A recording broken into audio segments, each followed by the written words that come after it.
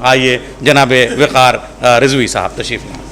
हाज़रीन, आप जैसे तमाम लोग बिशन कपूर जी से नहीं मिले, ऐसे मुझे भी उनसे मिलने का कभी मौका नहीं मिला, इसलिए उनकी सहाफ़त कैसी थी ये अपने आँखों देखा हाल तो नहीं बता सकता, लेकिन उसके बाद प्रदीप कपूर जी और उनके चाहने वालों से कई प्रोग्राम बिशन कपूर जी पे हुए और सुनने का मौका मिला। इसलिए सोचा कि ये जो टाइटल दिया है ऐसी चिंगारी भी यारब, कि ऐसे लोग जो थे जिन्होंने अपने ज़माने में धूम मचा रखी थी, उनको याद किए जाने का कोई ना कोई बहाना होना चाहिए जिसमें ये बताया जा सके कि ऐसे लोग भी थे। आज के दौर में अगर देखना हो तो शायद ऐसे लोग बहुत मुश्किल से मिलते हैं, ख़ास तौर से सहाफ़त की दुनिया में ये बहुत मुश्किल हो गया।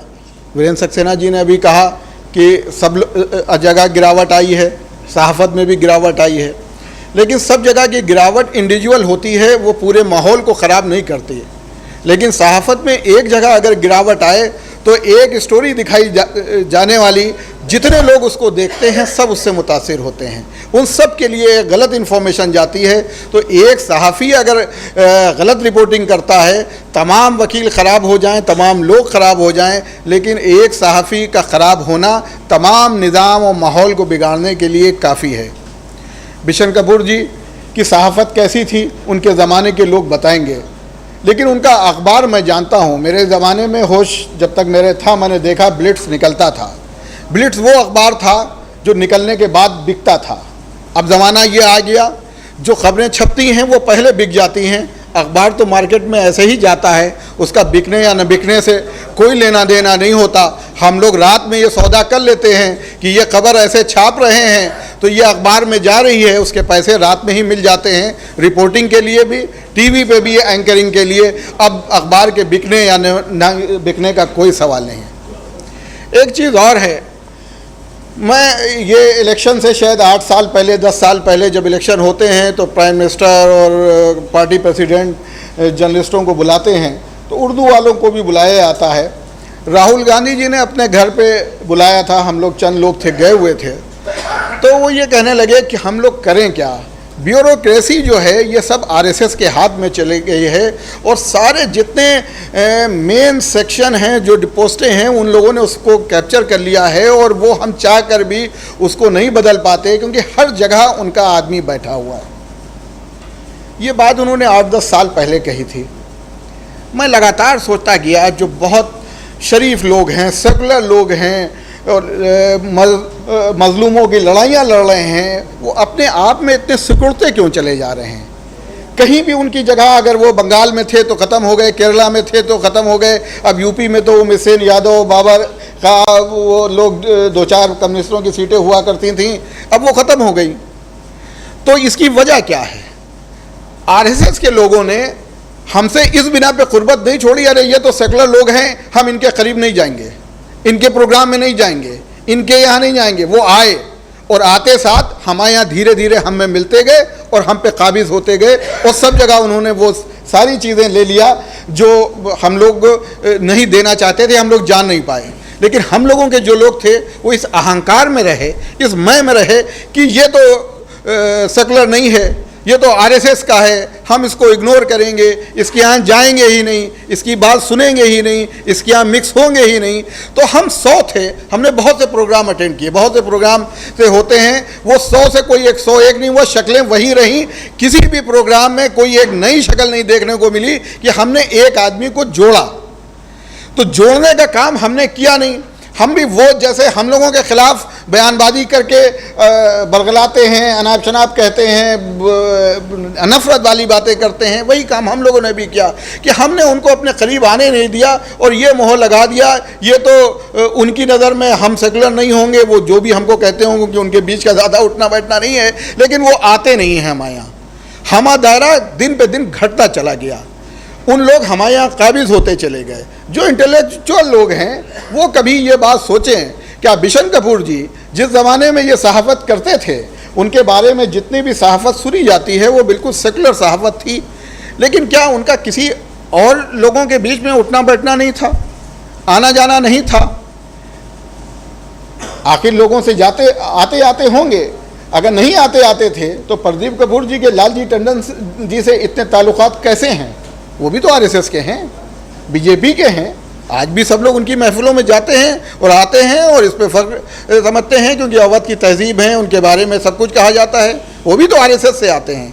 क्या हमारे उनसे ताल्लुकात हैं इसलिए वो आरएसएस से हैं तो कोई बात नहीं, इनके किसी और से ताल्लुकात हैं वो आरएसएस से हैं इसलिए ख़राब बात है। एक आरएसएस वाला अगर ख़राब है तो दूसरा आरएसएस वाला भी ख़राब है। तमाम जगह ऐसी चीज़ें हुई, वो चीज़ें ज़रूरी हैं हम उसको हाईलाइट करें।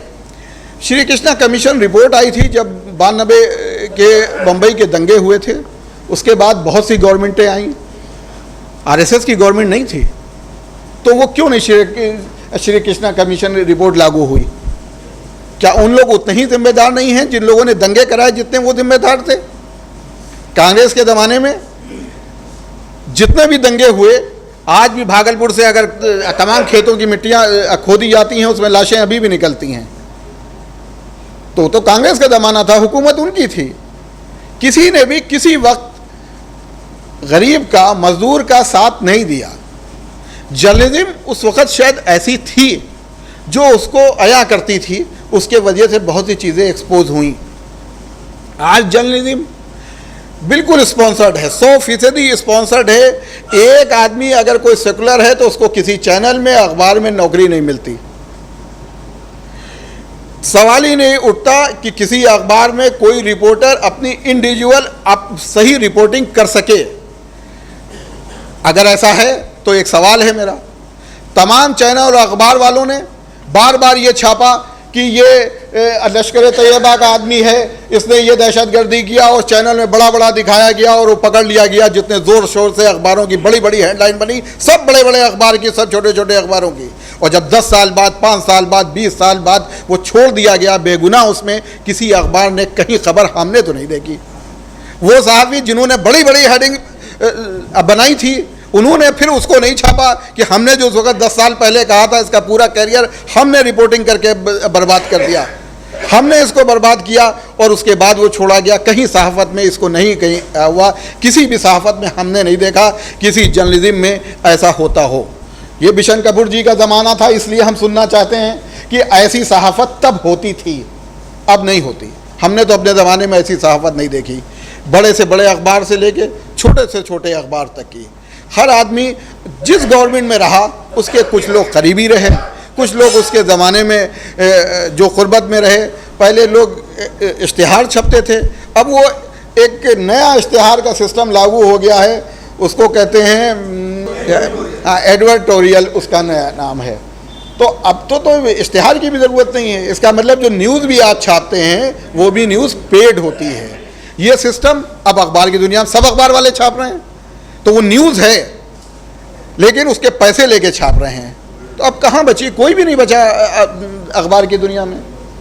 तमाम लोगों ने जिस भी दौर में रहे उससे कहीं ना कहीं इस बात के लिए ज़रूर अखबार का वो ज़माना अब ख़त्म हो गया। मैं उन लोगों से बार बार ये कहता हूँ जो लोग बार बार ये ज़िद करते हैं कि अगर किसी की क़ुर्बत में जाए तो हम उसकी आइडियोलॉजी को एडॉप्ट करने को तैयार हैं, इसको ये नहीं समझना चाहिए। अम्मार साहब मोदी जी के ऑफ़र पर, उनके कहने पर, आरएसएस बीजेपी के कहने पर हज डेलीगेशन के लीडर बन के गए। ये अड़ जाते कि मैं तो कांग्रेस से हूँ, मैं तो नहीं जाऊँगा, मेरा कोई इनसे जोड़ नहीं है। तो अगर इनको कोई खिदमत करने का एक मौका मिल रहा था उससे भी महरूम हो जाते। ये अगर कुछ हाजियों के लिए कर सकते थे वो भी ना कर पाते। अगर इस अहंकार में, इस अकड़ में रहते कि मैं तो कांग्रेस का हूँ, 50 साल से ज़्यादा से कांग्रेसी हूँ, मैंने तो कभी पार्टी भी नहीं बदली, मेरा आरएसएस वालों से, मेरा बीजेपी वालों से क्या लेना देना। तो इनको एक मौका मिला कि ये वहाँ पे गए, अपनी कोई बात कह के आए।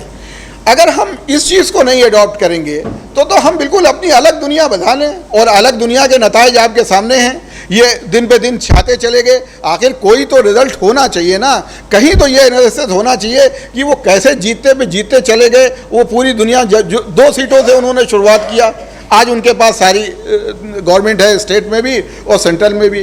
कोई तो उनके पास कोई तरीक़ा, कोई जादू तो नहीं था। कोई गणित होगी, कोई इक्वेशन होगी, कोई मंसूबा उन्होंने बनाया होगा, कोई प्लानिंग किया होगा, आपकी जमात में वो घुस जाएं, आपके यहाँ जाके आपके लोगों को तोड़ लाएं। कोई तो चीज़ है, तो हमको तो दुश्मन से भी कोई चीज़ सीखनी चाहिए, लेकिन हम ये काम नहीं कर रहे हैं। राजेंद्र चौधरी जी आज बैठे हुए हैं, चूँकि राम गोविंद जी से चौधरी से मैंने उस दिन कहा था, वो आज एक मौका है मैं फिर बात कह दूँ। जब कोई गवर्नमेंट हार जाए, एनालिसिस करे कि हमने अपने यहाँ सारे चाटुकारिता वाले लोग रखे हैं या कोई ऐसा भी रखा जो अपने हाईकमान को सही बात बता सके। राजेंद्र चौधरी जी, आज मैं आपको एक बात बताना चाहता हूँ, आपकी सरकार तो उर्दू वालों की सरकार थी, मुसलमानों की सरकार कही जाती थी कि आपके यहाँ हैं। आपके यहाँ आपकी पार्टी से जितने प्रेस नोट जारी होते थे, आपके यहाँ कोई उर्दू पढ़ने वाला नहीं था, जानने वाला नहीं था कि उर्दू अखबार क्या छाप रहे हैं। जिस वक्त मुजफ्फरनगर का हादसा हुआ, उस वक्त उर्दू अखबार क्या छाप रहे थे, जब आप सैफई में वहाँ पे प्रोग्राम कर रहे थे और आपके तमाम मुस्लिम मिनिस्टर फॉरेन टूर पे, स्टडी टूर के नाम पे बाहर जा रहे थे, उर्दू अखबार क्या छाप रहे थे? क्योंकि आपने 4,000 रुपये भी उर्दू पे लगाने की जहमत नहीं किया, इन्फॉर्मेशन से एक आदमी भी बैठाने की जहमत नहीं किया अपने यहाँ कि कम से कम वो आपको ये रिपोर्ट देता कि उर्दू अखबार क्या आपके बारे में सोच रहे हैं। ये चीज़ अब समझ लीजिए, अगर आपको फिर से सत्ता में आना है तो पुरानी गलतियों को दोहराना नहीं होगा। मैं एक बात वो कहना चाहता हूँ, आप उस चीज़ को सुनिए, किसी की भी अच्छी ख़राब बात हो वो जाननी चाहिए। जिस वक्त ये हाई कोर्ट का बाबरी मस्जिद के पे फैसला आया है, उस वक्त मायावती गवर्नमेंट थी। मायावती गवर्नमेंट ने इन्फॉर्मेशन को ये कहा कि जितने भी उर्दू अखबार आते हैं, जो भी इस बारे में रिपोर्टिंग करते हैं, उसकी हिंदी का तर्जुमा हो के पूरी फाइल हमारे पास आनी चाहिए। उस वक्त के जो डायरेक्टर थे, उन्होंने जितने उर्दू अखबार वाले थे उन लोगों से बुलाया, उनको कहा कि जितनी भी उर्दू अखबार रिपोर्टिंग कर रहे हैं उसको जो तर्जुमा करके सुबह वो आदमी बुलाए जाते थे, सुबह 6 बजे आ जाते थे और 10 बजे तक सारी रिपोर्टिंग हो के तर्जुमा हो के उनके पास जाता था। ये चीज़ किसी की भी हो, यह सीखनी चाहिए। अगर आप उन तक पहुँचना चाहते हैं, उनकी बात जानना चाहते हैं, तो ये समझिए तो कि उनकी प्रॉब्लम क्या है। आप अपने तरीके से समझने की कोशिश करेंगे तो ये समझ नहीं पाएंगे। इसलिए अभी तो 2019 आपके सामने है, हम सब चाहते हैं 2019 का इलेक्शन आपके हक़ में हो, लेकिन आपको अपने हक़ में करने के लिए बहुतों को अपने हक़ में करना होगा, ये बहुत ज़रूरी है। जोड़ना ही एक तरीक़ा है, नफ़रत से कुछ नहीं होने वाला। जब तक आप जोड़ेंगे नहीं तब तक कुछ नहीं होगा। रसूलुल्लाह की एक सुलह हुदैबिया जो है, अगर उसके बारे में मैं सही बता रहा हूँ, प्रोफेसर रमेश दीक्षित साहब आप इस चीज़ को सुनिएगा। जब कुछ लोग गिरफ्तार कर लिए गए और उनसे सुलह हुई, उस जीत को अल्लाह ने सबसे बड़ी जीत कहा जिसमें कोई जंग नहीं हुई। उसकी शर्त क्या थी कि जो रसूलुल्लाह के आदमी पकड़े गए थे वो नहीं छोड़े जाएंगे, उनके जो आदमी हैं उनको छोड़ दिया जाएगा। जब रसूलुल्लाह से ये पूछा गया, ये कौन सी आपने शर्त मानी कि आपके तो आदमी कोई नहीं छोड़े जाएंगे और जो आपने उनके छोड़े वो छोड़ दिया, तो उन्होंने कहा मेरे आदमी अगर वहाँ रहेंगे तो मेरी बात उनके बीच में पहुँचाएंगे, उनके आदमी यहाँ रहेंगे तो यहाँ के लोगों को ख़राब करेंगे, इसलिए यहाँ वालों को छोड़ दिया, अपने आदमी उनके बीच में भेजे कि वहाँ पे जाएं और हमारी बात को उनके बीच में पहुँचाएं।